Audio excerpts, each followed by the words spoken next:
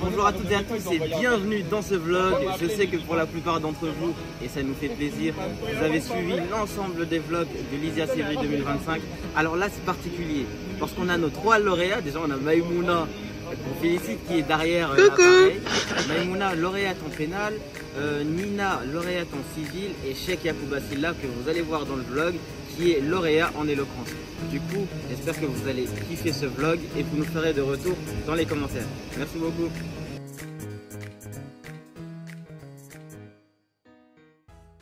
Alors ouvrez grand les yeux et venez avec moi dans les rues de Paris, voir ce SDF que vous avez croisé aujourd'hui. Celui qui est considéré comme moche. Pas parce qu'il est au sens strict du terme, mais parce qu'il ne colle pas aux standards. Pas de maison, pas de famille, pas d'argent, rien. Il détonne dans le paysage bien propre de la société. On ne lui donnera jamais sa chance.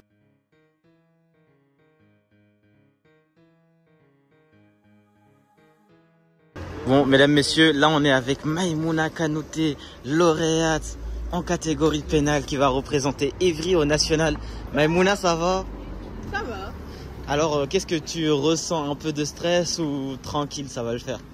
Bah là, pour l'instant, ça va. Je pense que dès qu'on sera dans le moment, je vais paniquer, mais pour l'instant, c'est tranquille.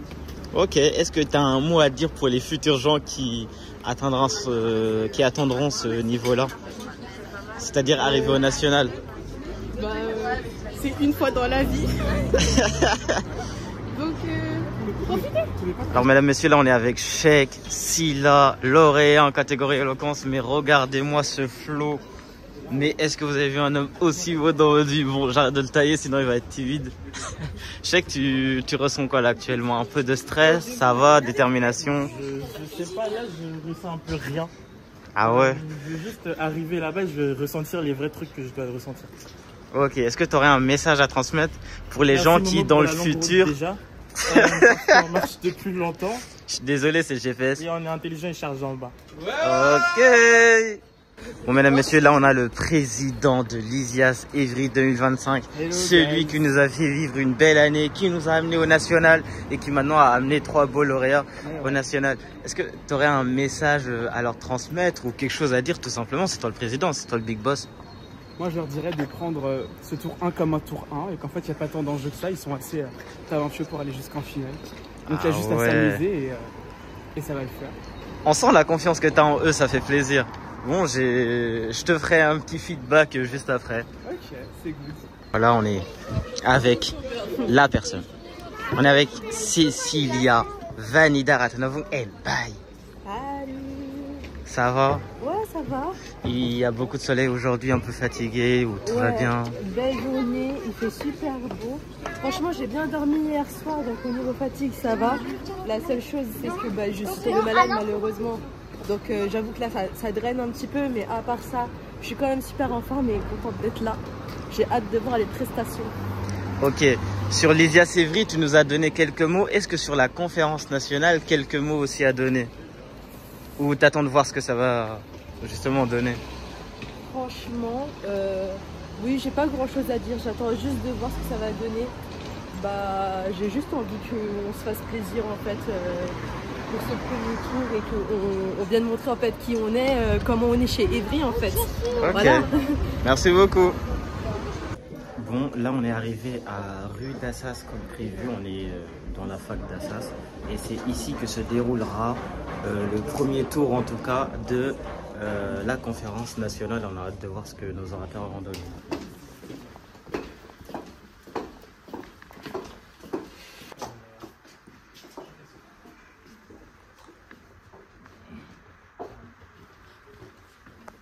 Cet homme est là, Cheikh Silla.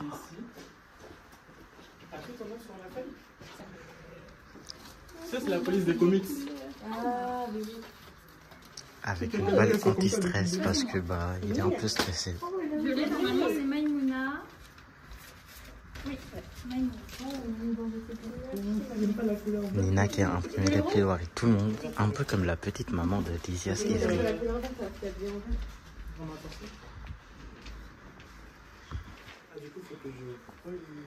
Ouais, lis-le une fois comme ça parce que au début je me suis dit comment je vais faire et je ne retrouvais pas ta police sur internet parce que je cherchais.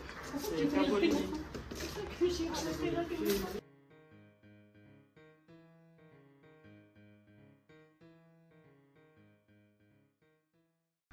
Mais il y a des instants où tout bascule, des heures qui sonnent différemment. Au début, ce n'est qu'un simple tic-tac, presque imperceptible. Un engrenage qui s'amorce, une mécanique qui s'emballe, une fatalité qui s'écrit sans bruit. Puis vient l'instant précis, l'aiguille qui frappe la dernière seconde. À cet instant, il n'y a plus de retour en arrière, plus de doute. Seulement le silence lourd qui suit l'inévitable. L'heure du crime a sonné. 23h42. C'est à cette heure-là que l'on découvre que Madame Dolâtre a tué de sang-froid Monsieur Bollorez. Depuis quelques mois, la jeune femme est au cœur d'une communauté en rupture avec la société, ou plutôt ce que l'on appelle communément une secte. En droit, la préméditation est définie à l'article 132-72 du Code pénal, comme le dessein formé avant l'action de commettre un crime ou un délit déterminé. Il ne suffit pas d'une simple impulsion, la préméditation suppose une volonté criminelle mûrement réfléchie, formée bien en amont du passage à l'acte. Dans cette affaire, on nous parle d'influence, de groupe sectaire, d'embrigadement. Je veux bien, mais à un moment quand on reçoit une lettre qui dit « Monsieur va tuer un homme », normalement on se dit plutôt « C'est peut-être pas une bonne idée ». Pourtant, Madame Dolâtre ne s'est pas contentée d'un acte spontané. Elle a anticipé, préparé, exécuté.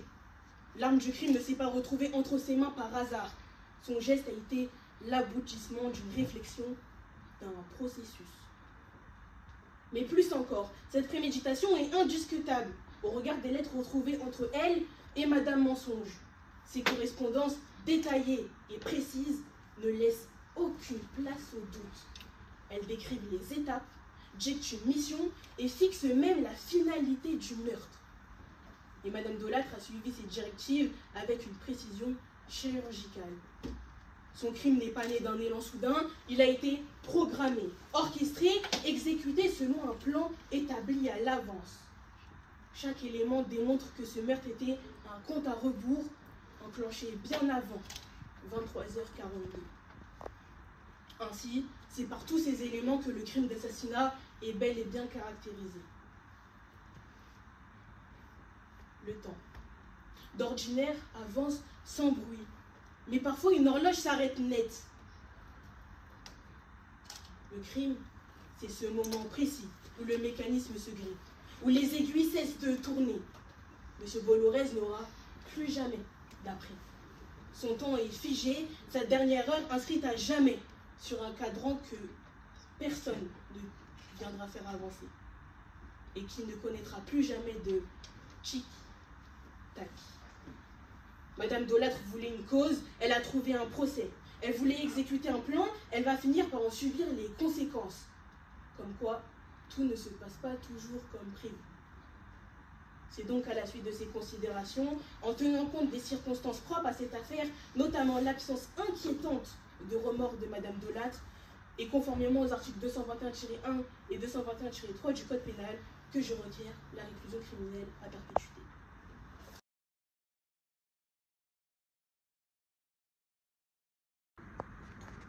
Madame la Présidente, Madame et Monsieur les assesseurs, je prendrais bien une petite part de tarte.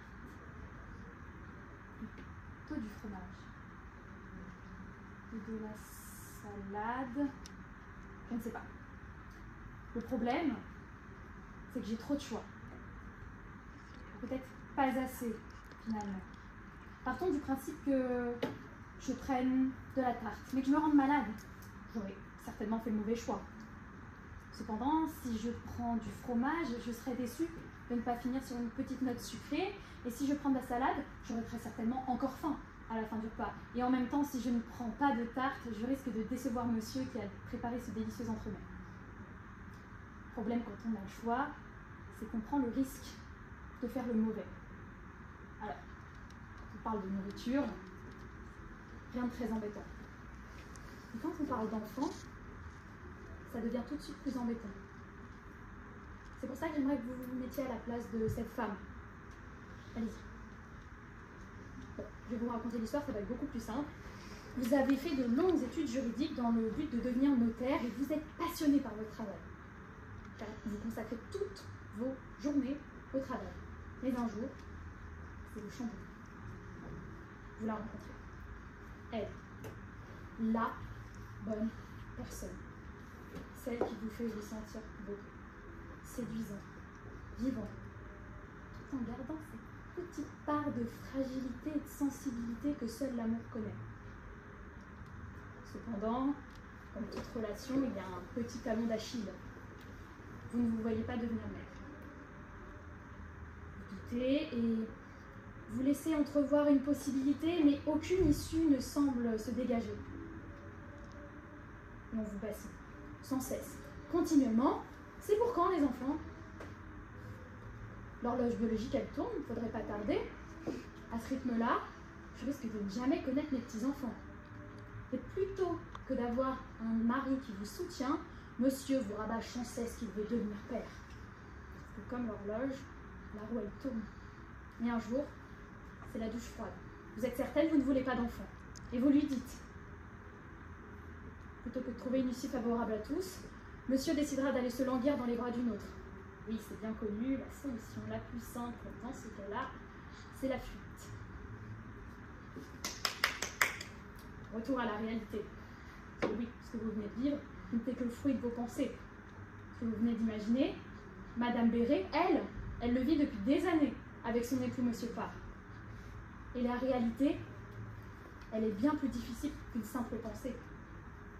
C'est d'ailleurs pour cela qu'elle a entamé une procédure de divorce pour faute au tort exclusif de monsieur.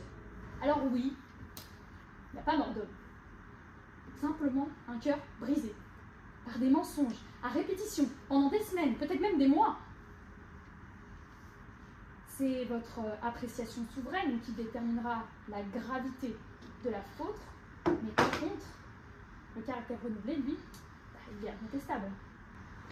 Drôle de transition, mais j'en profite. Le 23 janvier 2025, la Cour européenne des droits de l'homme a rendu une décision révolutionnaire. En effet, elle avait sanctionné la France qui avait condamné une femme refusant des relations sexuelles avec son mari. Elle a réduit ainsi la notion de devoir conjugal en cendres. Je vais vous faire un rapprochement très bref. Devoir conjugal égale à sexe et sexe est égal à enfant. Ce faisant, quand une femme refuse d'avoir des enfants, elle est dans son droit, dans le droit de disposer comme elle le souhaite de son corps, et rien juridiquement, contractuellement, administrativement et tous les mots en manque que vous voulez ne pourra l'y obliger. Madame n'a jamais affirmé vouloir des enfants, elle a évoqué la possibilité, certes, mais même si elle avait écrit noir sur blanc qu'elle voulait des enfants, rien ne l'y oblige. C'est son corps, c'est son choix, et je ne pense pas avoir besoin de vous expliquer la notion de consentement.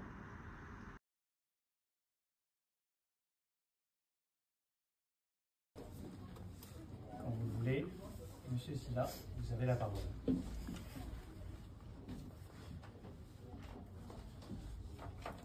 Enfant, on me l'avait dit, chaque feuille d'un trèfle avait une signification.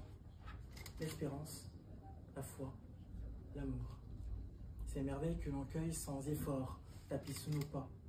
Mais parfois, dans l'infini du verre, un miracle surgit. Une quatrième feuille, un éclat de rareté, un souffle d'exception, j'ai nommé la chance. Alors j'ai cherché, j'ai fouillé, je scrutais chaque tige avec impatience. Mais ce que personne ne m'avait dit, c'est qu'il n'y avait pas que des trèfles. Il y avait aussi ce qu'on appelait des mauvaises herbes. Celles qu'on ne regarde pas, celles qui dérangent, qui s'invitent là où elles ne sont pas désirées et qu'on arrache d'un geste agacé. Et dans cette scène anodine se dessinait déjà l'ordre du monde. Moi, j'étais l'enfant, la société. Les trèfles à 4 feuilles sont ceux qui ont eu toujours la chance, attachés à eux. Et les trèfles à 3 feuilles, les normaux.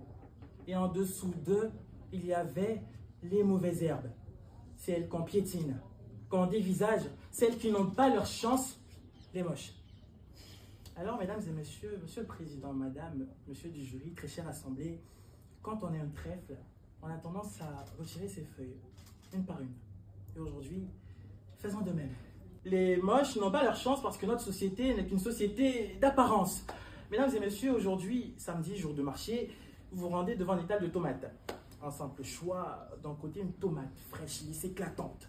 De l'autre côté, une tomate cabossée, terne, rejetée en dessous du lot. Et là, automatiquement, votre main choisit la plus belle sans hésitation. Parce qu'inconsciemment, on se dit qu'elle ferait de bonnes salades. C'est sûr qu'elle ne contiendrait aucun verre, ni de pesticides. Mais par contre, pour l'autre, c'est un nid de bactéries. La maladie assurée. Mesdames et messieurs, alors si même une tomate doit être belle pour exister, que dire de l'humain? Eh bien, je jouais le professeur de sciences sociales, c'est ce qu'on appelle communément l'effet de halo. Votre cerveau attribue inconsciemment des qualités positives ou négatives à une personne, un objet, une idée, basée sur un trait instinctif, souvent l'apparence.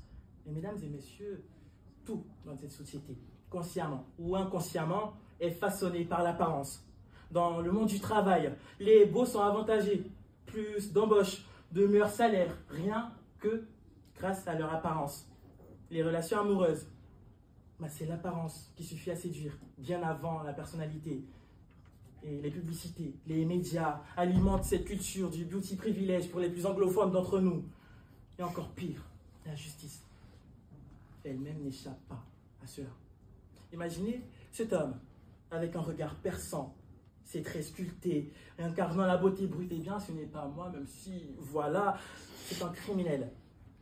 Jérémy Mix, certes un criminel, mais dès sa sortie de prison, il a décroché un contrat de mannequinat. Bravo, bravo pour la rédemption, bravo pour la chance. Mais imaginez l'inverse. Un homme jugé moche, sortant de prison, il n'aura même pas la chance d'avoir un contrat. Rectification, il ne sortira pas de prison. Pourtant, on nous dit que la beauté intérieure est ce qui compte. Certes, c'est un constat. Ok.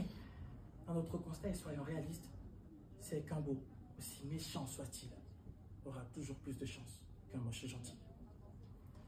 Bon, là on vient de sortir de cette grosse journée. Éliminé. Bon, elle vous a spoil du coup, elle a été éliminée, mais c'est pas grave parce qu'elle a fait une très bonne plaidoirie. Non, franchement, belle journée.